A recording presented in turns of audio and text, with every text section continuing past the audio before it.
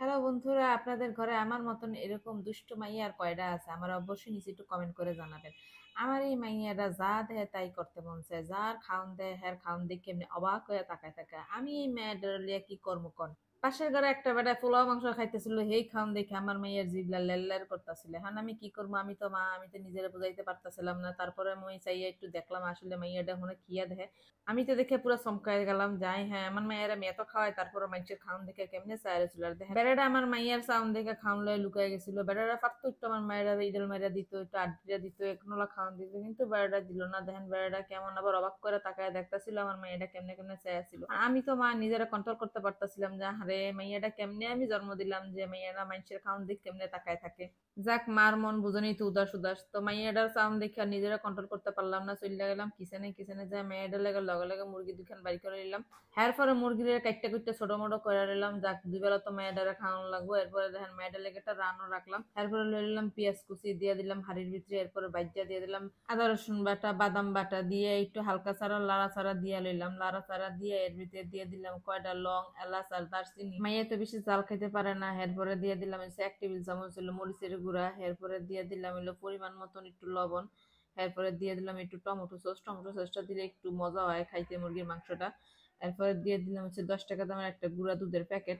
এরপরে দিয়ে দিলাম 6-7টা হলো কাঁচামরিচ। কাঁচামরিচটা যেন না গলে তাহলে আবার পোলাপাইনা খাইতে পারবো না। এরপরে একটু লাইরা সেটা একটু মিশায় মিশায় লইলাম। এরপরে দিয়ে দিলাম হচ্ছে মাংসটা দিয়ে একটু ভালো করে লাইরা সেটা দিয়ে দিলাম ঢাকনা দিয়ে ডাইক্কা। মুরগি তো বহাই দিলাম। এখন মুরগি খাইবা কি? দেহের লেগে তো একটু পোলাও রান্তি বলে নিলাম 1 বাটি পোলার চাইল। এরপরে দিয়ে দিলাম এর ভিতরে কয়টা এলাচ লং দারচিনি আর দিয়ে দিলাম কয়টা কিশমিশ। আমি ভালো করে ধুইয়া জড়ায় রাখছি। এরপরে দিয়ে দিলাম হাঁড়ি তেল। তেলের ভিতরে পেঁয়াজটা ভাইজা দিয়ে দিলাম ওই আদা রসুন বাটা। এরপরে দিয়ে দিলাম ওই জড়ানো চাইলটা দিয়া ভালো করে একটু লাইরা চাইরা ভাইজালাম যাতে একটু সুন্দর একটা স্মেল আয়ে। এরপরে দিয়ে দিলাম হলো দুধ। দুধের লগে পানি মিলিয়ে দিয়ে দিলাম পরিমাণ মতন পানি টানি দিয়ে। এরপরে দিয়ে দিলাম 6-7টা কাঁচামরিচ, কি 10-12টা। এদিক দিয়ে তো মাইয়া খালি খাম খাম করতেছে, মা মা খাওয়ান দাও খাওয়ান দাও। এন্দা খাওয়ানোর কোনো খবর নেই। হ্যাঁ, খাওয়ানোর লেগা পাগল হয়ে গেছে। পানিটা বলো খাওয়ার পরে একটু দেখলাম লবণটা ঠিক আছে কিনা।